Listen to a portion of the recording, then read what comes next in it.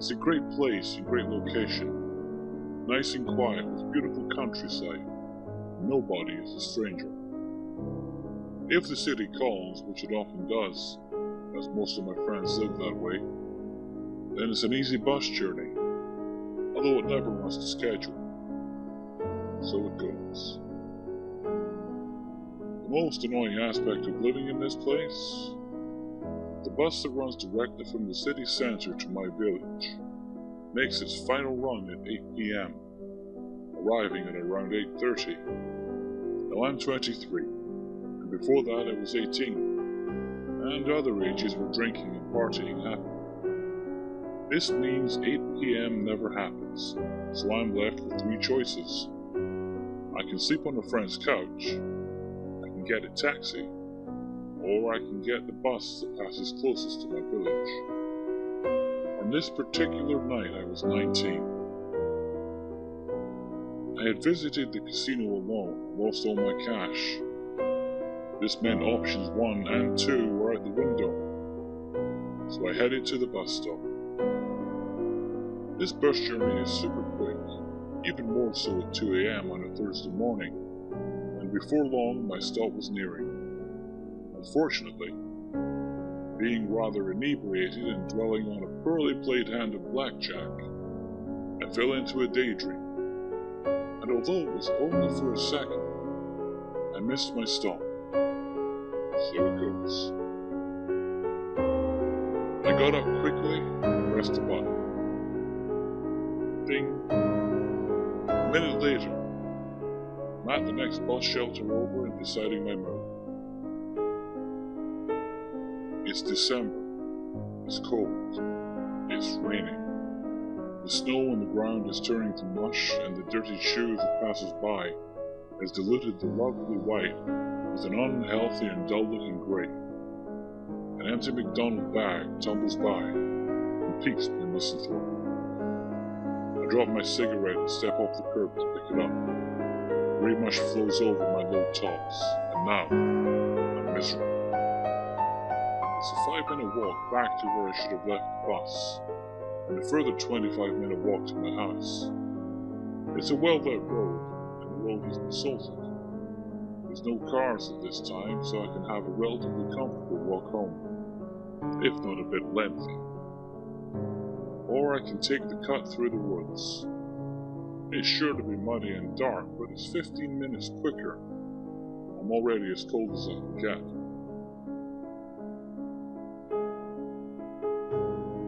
I should have gone the long way. I've done this walk plenty of times, but always during the day, never in the dark. You start with a 5-minute walk through a path with a chain-link fence on the left separating you from the fields of a leisure centre. The wall of a warehouse and spiked metal fences of a shard keep you in from the right. Next, it's under the railway bridge and out onto the wasteland. Up until this point, I was feeling pretty comfortable. It's a creepy place at night for sure, but I knew there was no one nearby when I entered the cut, so nobody would be coming in behind. And there was a faint glow from the lights in the factory yard that let me see what was ahead of me. I even had my headphones in, until the wasteland. I stood in the open now. The cut is behind me. An empty factory is ahead of me. It's locked up for the night, or maybe it's abandoned. It's full of old, rusted cars. To my right there is a small wooded area, and to my left are larger woods. The ground I'm walking on has been ridden by kids walking their quad bikes around in the day, and the rain had made it worse. The light from the factory is gone, and I nearly slipped. I'm reminiscing about all the wonderful walks I had on the lit and salted road as I let my eyes adjust to the dark I'm now in. At this point, I got a strange feeling, and I was almost sobered instantly. Now this feeling had been described plenty of times around here, and described well enough that if you haven't experienced it firsthand, then you still have a good idea of what it must be like. It's the feeling that you're not alone. It comes from your gut, and let me tell you, When you should be alone, there's nothing more unsettling. I could have turned back. The light jog would have had me back where I started in 2 minutes. I'd have a half-hour walk, but I'd be feeling pretty fucking comfortable during it, compared to right now. However, I couldn't see anyone. I couldn't hear anyone. And there was just no way anyone would be out at this time, and I'd laugh at myself as soon as I was wrapped up in my warm bed, which was only 10 minutes away if I carried on. At this point, I'd been thinking about what I should do for a couple of minutes, and it occurred to my paranoid mind that by now someone could well be on the way through the cut and towards me, so I continued on quickly, my earphones still on playing, just to be safe. The last part of the walk I considered creepy. It's a walk between the larger woods and the factory. The path was turned up, and the puddles of sludge and cold water were more common than solid ground. It was so dark that I ran my hand along the rusted panels of the empty factory's fence to keep me on track, careful not to lift my hand too high in fear of cutting myself in the barbed wire. To the left was the woods, and after a brief look into them, as I entered the path, I decided they were sufficiently nope to not look anymore. The trees were so bare and threatening, and it was so dark that I couldn't see more than 10 feet in. It gave the illusion that I was further from society than I was, and I didn't like it. I sped up. Then I was falling over. I had kicked a large stone on the floor, and it sent me tumbling to the ground. Luckily, I didn't land in a puddle, and it was no worse for wear when I got to my feet. Snap, snap, crunch. Even remembering that noise will ruin the calmness of my mood. My eyes widened and stomach became full. Instinctively, I span around to see who had stepped out from the woods. I saw him as he stepped out onto the path, first facing away from me briefly as if to check behind him, and then towards me.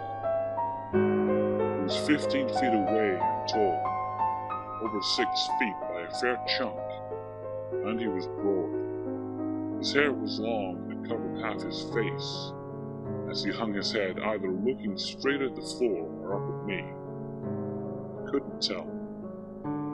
I was totally sober now, and although I was aware I was breathing heavily, I couldn't hear myself for the sound of my heart in my ears and chest. I wanted to say something that made me seem like I wasn't an easy target for whatever he wanted.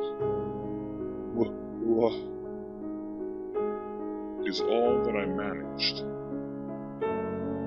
I just stood still, saying nothing. I didn't know what to do. I could run at him and fight.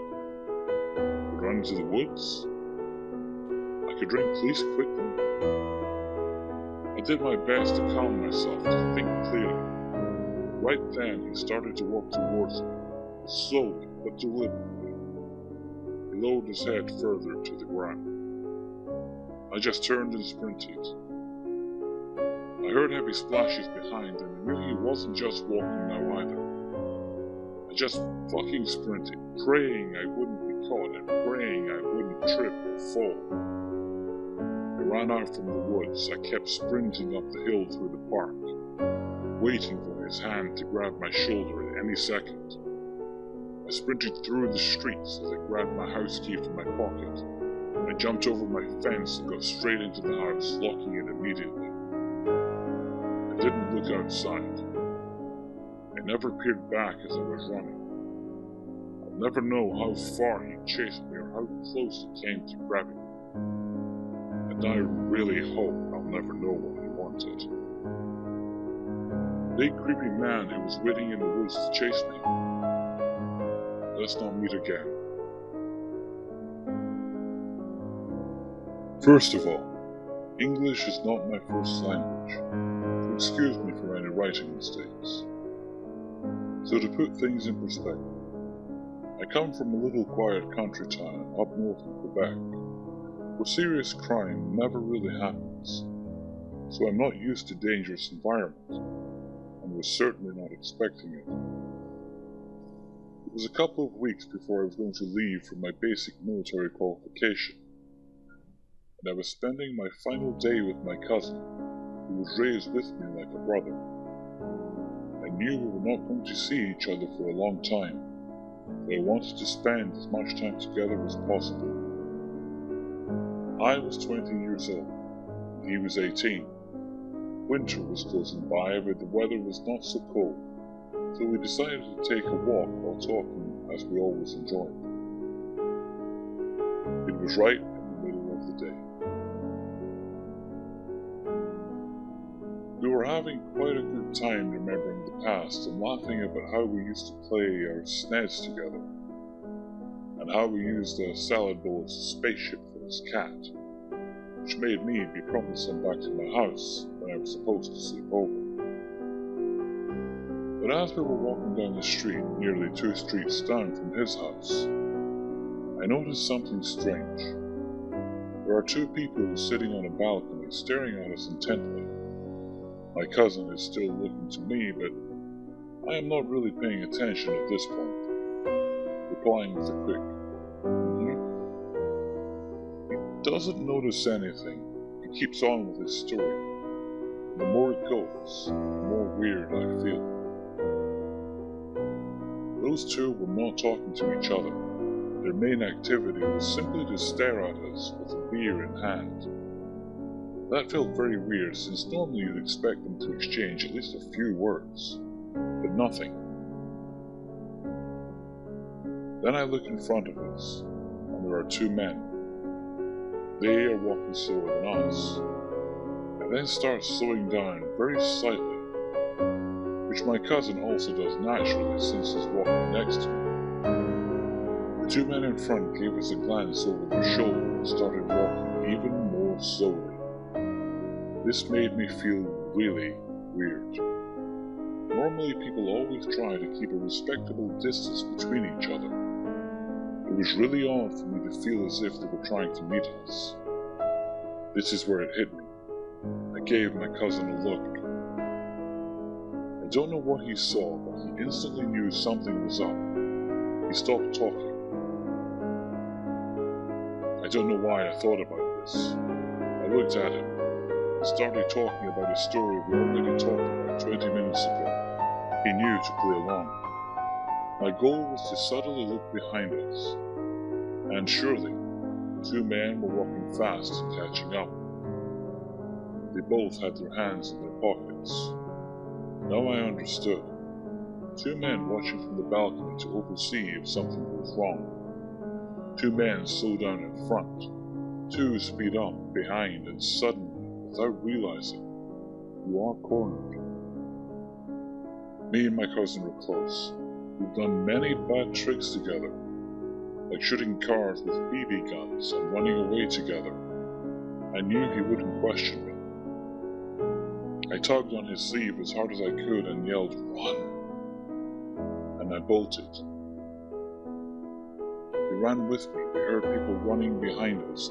We ran, and finally we reached safety. He looked at me, eyes wide. "Stumble! What the hell happened? Why did we run?" They were cornering us. And I then explained to him what I noticed. A cold hard silence got created between us as we walked back home. The reality of the danger just now settling in. I don't know if it was truly dangerous. I don't know if we just looked like 2 psychos. I don't know what would have happened to us. But all I know is that every single cell of my body was telling me to run, and I did. Let's not meet strangers. I've debated posting this for a while, mainly because I'm not a writer. It's a long story, apologies in advance for the length, and I don't want to mess it up in the telling. This happened to me and my friend Sam 3 winters ago. We liked exploring nature and walking around outside. Our friends had recently introduced us to this beautiful place in Wisconsin, Grant Park, for anyone familiar with southeastern Wisconsin parks, that we had visited with them 3 or 4 times. Every time we had gone with them, it had been a pleasant trip. We walked around, got to see some beautiful views like Lake Michigan, sat in crooks of trees and talked about books and games and other things. We had been starting a new game of Hunter, the Darkness, a tabletop RPG like Dungeons and Dragons, and we were using the park for scenic inspiration. It was great. For the purpose of storytelling, she and I are both 5'2", 5'3" females. The first time she and I went alone, we went around dusk to take some pictures that we could Photoshop for the game. The park is massive, and there are many bridges, footpaths, and winding roads throughout. We were walking over a bridge that sat against one of the roads, with dense woods on either side. As we were crossing, a car drives by and rolls down the window, and some guy leans out and yells, "Hey!" at us. We were both startled, jumped. We dismissed him and continued walking across the bridge. Less than a minute later, the same car comes back, driving the other direction. And this time, the driver's side window rolls down, and the driver, another male, calls out, "Hey ladies, come here." We picked up our pace, the car drives away, and right as we're about to hit the end of the bridge, we see the car come at us again from the original direction. We then book it up into the trees, up the hill, and we hear the car stop and the 2 men start yelling for us. We continued running and hid in the dark for 15 or so minutes until they left. And then we ran back to our car and left. You would think we would avoid the park after that, but once we had gotten out of there and properly warmed over hot chocolate and Perkins, we had a good laugh over having been so scared. We went back to the park with our male friends a few times, and nothing even remotely scary had happened. So she and I decided to go back, just the 2 of us, again. Sam and I often spend our afternoons and early evenings exploring the outside. Hiking, geocaching, just sitting outside in parks and talking. So we had just decided to add it to our repertoire. We headed back around dusk again, and with the camera to take more pictures, especially since we hadn't got the shots we wanted the first time. Now, obviously looking back on this, we both feel incredibly foolish having gone back alone, and around the same time, and around the same place. But as I had said, we had gone a few more times with our male friends, and even when we had just one male with us, nothing had happened. So we thought we were just being skittish. Anyways, we went back, and we were about to walk over the same bridge when a car rolls by and, as you guessed, the window rolls down and some guy just yells out some random noise. This time we don't wait for them to drive around. We duck into the woods and start walking back towards the pier. We figured we'd abandon the other photo spot and just explore the pier and take some lake shots. Not really what we were looking for, but we figured if we made it in time for the sunset, which was almost all the way down, we could take some nice pictures over the lake just for fun. The way that the pier was set up, there was a long, thin road from the top of a giant grass hill, down around a curve, and into the parking lot. The pier is at the end of the right side of the parking lot, about 200 yards away. If you walk from the rear pier down to the right side of the parking lot, there was a little bridge that led into a development with a tennis court that sat next to the preserve. So we began walking down the road to the lake, and the same car from before drives down into the parking lot by the pier. They didn't say anything as they drove past, but We still decided to slow down and decide whether or not we wanted to continue down by the pier. The car turned around in the parking lot. We came back up the road. The car reached where we were and stopped, so immediately we turned and started walking down the hill. All of the windows rolled down. We saw that there were 4 guys and 1 girl in the car. They yelled, "Hello." Sam and I turned and waved. One of them then said, "Oh hey, you're cute." And the others joined in, "Hey, yeah, wait for us." Now, mind you, we are 2 small females, but we are also super bundled up in large winter coats and hats. You could barely see any of our faces or our shapes, so they really didn't have a lot to base it on. We've been ignoring them, and we hear someone yell, "We're coming back for you," as they start driving up the hill. Sam and I decide not to take any chances and start running down the hill. We hear hooting and hollering, and see them disappear over the top of the hill. We start running towards the bridge. It was the closest. And once you've gotten over the bridge to the left, there was a concrete deck with a drop off to a ramp about 5 feet tall, so that if you got over the bridge and jumped down right away, you'd be at the bottom of the ramp and couldn't be seen from the other side if you ducked down, which is exactly what we did. We hear the car speed back down the hill, 4 doors open and close as they all start screaming and laughing. "Come here, girls. We'll be nice. We just want to play." Most of them took off to the pier, but 2 of them stayed behind, and we could make out bits and pieces of what they were saying. "Where do you think they went?" "I don't know, we'll find them," etc. Sam and I were huddled and freaked out, and once it had been silent near the bridge for a while, we decided to peek out and see if the other 2 have also left, so we could sneak back up the hill, or make a break for somewhere else. We peek over, and there's a guy on the other end of the bridge, and he clearly sees us. "Over here," he screams to his buddies, and starts running across the bridge to us. We take off towards the development, running around the side of the tennis court while being chased by 3 of the guys. Only one of them is very close to us, about 30 feet, and the rest were catching up faster than we would have liked. We took a quick turn between 2 houses in the subdivision, and we luckily never saw them from that point on. We get back to our car by walking through the forest preserve incredibly slowly, dashing across roads, terrified out of our minds. We left that night and called our friends we normally went to the preserve with.